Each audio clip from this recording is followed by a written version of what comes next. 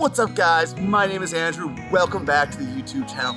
It has been a very long time since we put out a video on this channel, but good news, we still have the R32. We are gonna though change a few things in today's video. This will be the last ride with bags. We're going to Coilovers, babies. Let's get into this.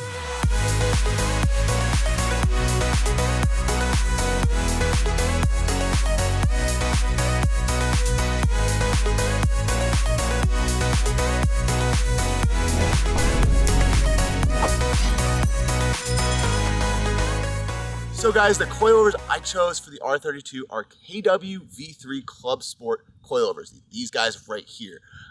These are definitely more a track, I'd say, focused coilover. I went with them because of the fully built-in camber adjustment and the fully adjustable caster and just dampening that you get with these coilovers. They're incredibly nice coilovers, probably way more than I need for this car. But long-term goals, I'm going big turbo on this car. I want to have some really good coilovers that maybe one day I could track the car. That's why I'm going with these. In addition, we have new H&R sway bars. These sway bars are upgraded. I currently do not have sway bars attached in the R32 because of the way that the bags are set up. So this will definitely be a nice addition to the car, and I can't wait to get this all set up. It's going to be a little bit of a struggle to get these put in, but we'll bring you guys on the whole install process and show you how we get these installed in the car. Before we get into the install, let's go for a quick ride in the R32 for one last experience what life on air is like. And then we can actually tell you guys a little bit of a comparison between coilovers and bags. Let's get in the car.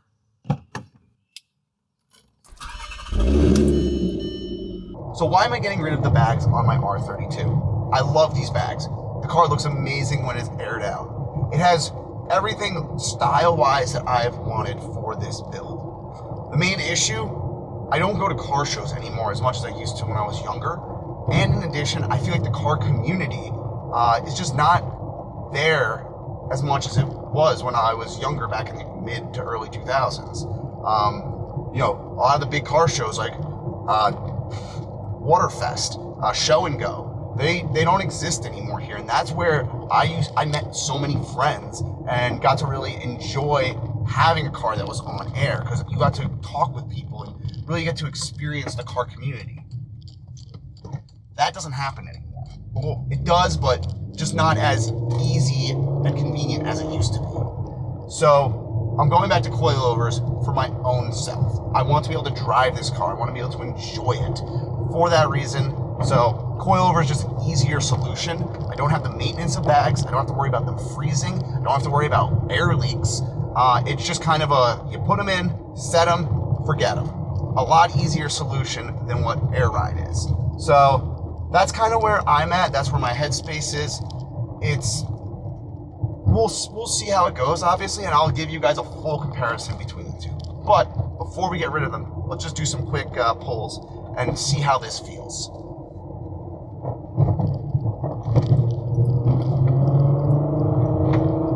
I love this. All right, here we go. Let's see.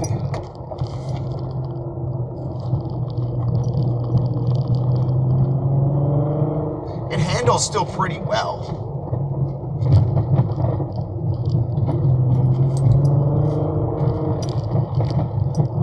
Honestly, like, I would say this about air ride, guys. If you're not tracking the car, if you're just enjoying it on the back road, they're pretty good. They're not, you know, incredibly stiff. You float a little bit, but they are good. They're a solid suspension option if you want to get that really low look for shows. But we're gonna have to now go back to the garage, take these bad boys out, put some coilovers in, and let's see how the real comparison is. Well, we're back at the house. Car's in the garage. Time to get this thing put up on jack stands and start ripping out the air ride. And I think we're also going to do the front subframe because we actually have to drop the subframe to do the front sway bar. So we might do some front bushings while we're in there. All right, let's get into this. So this is the definition of my luck. I'm going now to open up the trunk to drain all the air tanks so I can start taking apart the bags, unlock the car, and the latch disconnected inside. So now I got to climb through the back here and open up the whole back to open up this latch. So yeah, another fun thing I have to deal with. So the issue was basically this bar here just came disconnected, and this is how you unlock the trunk. This module seems to also not be working, so when I lock the car, this won't move to lock the latch. I can basically just use the keyhole to lock everything and unlock, so that's what I'm gonna do from now on. So yeah, it's working again, and let's get back to ripping out the air ride. Once the car is up on jack stands, you're gonna wanna drain all the air out of the tank and bags. You're gonna wanna go to the rear, disconnect all the air lines, and then remove the tank from the trunk. The next step you guys are gonna wanna do is to remove all your bags from the car. You do not wanna start with the electronics or airline just in case one of the bags are seized in the car. If you remove all those electronics first, well, now your car is stuck. Trust me, I've heard horror stories. The last thing you guys are gonna wanna do is remove now your airlines and electronics from the car. For me, I ran all my airlines inside the car to protect everything from the elements. The bad thing, now I have to remove the interior of the car to get the airlines and electronics out. In addition, I also have to remove the rear bumper because I mounted my compressors to the rear body of the car. If I would redo airline in the future, I would probably mount my compressors in a different location. All right, guys, so we have a special guest here. You probably all remember Justin. Say hi, Justin. He's underneath the car right now. So me and him both removed everything out for the air ride suspension. It was an absolute, not pain, but it was definitely a little harder because we actually ran all the airlines through the inside of the car, so we had to basically strip out the whole interior. I'll show you guys how that looks. Right now, we're actually working on taking the subframe, the front subframe out of the car. Main reason why, the sway bar that we bought, you need to remove the subframe in order to get in there, and I got new bushings for the front subframe, so we're going to replace that while we're in there. So we're going to quickly start working on that and get that out, and we'll get back to you guys when we're actually pressing in and pressing out the bushing. Okay, guys, so we got the subframe back from Justin's house. We ended up pushing and burning out the rear two bushings to make sure we can actually get this put together. I have a kit here. It's basically just like a POR 15 kit that we are going to now use to clean and then recoat this subframe. I sanded this down already and kind of prepped it. Now I'm just going to clean it, use the metal etching, and then use the POR 15 on it. And hopefully that will seal all the rust on the subframe, and we don't have to worry about any of this in the future. Then we push the bushings in, and this has to get back on the R32 so we can get everything put together and hopefully finish this up by tomorrow. I have to go to Barcelona, so hopefully this gets done soon. So let's get working on this. Time to prep the subframe. We began by washing the subframe to remove any road grime and flaking paint. We then dried the subframe to prepare for the metal etching. I did multiple coats to make sure the etching chemical remained wet on the subframe for 20 minutes. This was for the best results. Next, we coated the subframe with POR 15 rust encapsulator paint. We applied 2 thick coats and let dry. We completed the job by applying POR 15 top coat to protect the rust encapsulator paint and to add a gloss finish. The top coat paint is not necessary, but for me it added that little professional finish that I was looking for. Okay guys, we are now waiting for the POR 15 to cure on the front subframe. I spent all night, I was up to like 2:30 in the morning, prepping everything, painting it, making sure everything was drying. I've done my second coat of POR 15, waiting for that to dry so I can do a top coat and then start reinstalling bushings on it. While we are waiting for that right now, we are gonna go ahead and remove the rear sway bar and the rear shock so we can start putting in the new suspension for the R32. So that's the next thing. Let's just jump into this and get this done and see how it goes. So I really didn't film much on the whole install of this. I just kind of really wanted to get it done, and I'll explain it once I'm done. So let me go ahead and explain what we did here. So as you guys can see, we have the rear coils and the rear shocks in for the KWs. You can see we have all the adjustments for the dampening and stuff like that. I believe down here, there's also adjusting too. Down over in here. We also have the new rear sway bar in. So that's going to be interesting to see how that goes. I've heard this is a great mod for the R32, really makes the rear end more lively. So I'm interested to see how this works. Currently the coilovers, I have them just maxed out. I'm gonna put the wheels on and see where the ride height is. I'm definitely not gonna keep it that low, but figured start all the way down and then I can figure how many turns I need to do to work everything back up. With the subframe fully dried, I can now work on getting the bushings back in. I was able to use my wheel bearing press kit to push the bushings in. I went with the PowerFlex bushings since the OEM bushings are discontinued and solid bushings I've heard nightmare stories about. The last part was to reattach the front sway bar.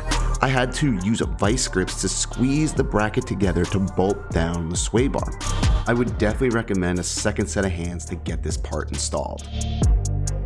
Alright guys, as you can see in the time lapse, we are finally installed with everything on the subframe before we got to put it up into the car. We have the sway bar back in and we have the bushings in. Bushings weren't too bad to install. Definitely get like a wheel bearing press, something that has two flat ends, and you can just push them in pretty easy. I just did it with a ratchet. It really wasn't that bad. I didn't need a press or anything for them. For the sway bar though, this was a pain because the new bushings, the poly bushings, are super, super stiff. So in order to get this right here to actually close up, I had to get my dad to come down here. I basically used like a vice grip or a plumber, vice grip basically, and just squeeze this as hard as I possibly could while he then tightened it down. That was the only way I could actually get these to tighten up and close. If I tried to do it by myself, there was no way I was going to be able to have it happen. So let's go ahead and get this installed in the car and see how hard the next process will be. I'm thinking it's going to be reinstalling the power steering rack is going to be a real pain on this. So let's see how hard it is. So guys, we almost have the front subframe in. We are running into a snag with the new thicker sway bar. Let me show you what the issue is. So, if you guys look under here, you guys can see this little nub right here. Let me see, that nub. So this nub is like a guide pin, I guess, and also has some few threads in it for the power steering rack to fit onto the front subframe. The issue is the sway bar being thicker now won't clear this to allow this to slip underneath the sway bar. So I have two options. I can either grind this down, which that's what I'm doing currently, and then just try to get it to slip underneath, or two, take the power steering rack out, take the sway bar off again, put the power steering rack on the subframe, then put the sway bar on, which that's a lot of work and it involves a lot of draining the power steering fluid. So that's kind of where we're at right now. I'll kind of keep you guys updated on what the process is and what the solution and if this even works, because I've seen a few things online where that's an issue. It's only been for the US R32, so I don't know if somehow the US R32 subframe is different than the Euro one. Everyone who's I've seen videos do this in Europe hasn't had this issue, so let's see how this goes. So behind me is the R32. It is on the ground. I want you guys to see what this thing looks like. So without further ado, let's roll some B-roll and you guys can see how the car is looking.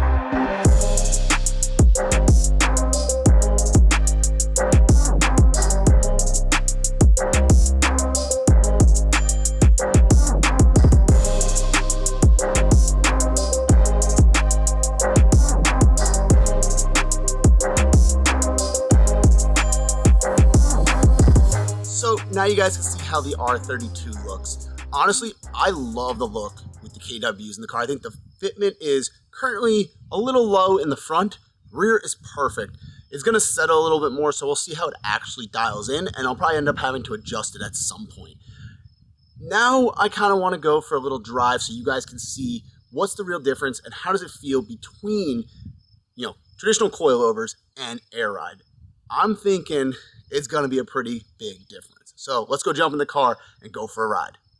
So guys, it's been a few days of me driving around and really get to experience the car on coilovers.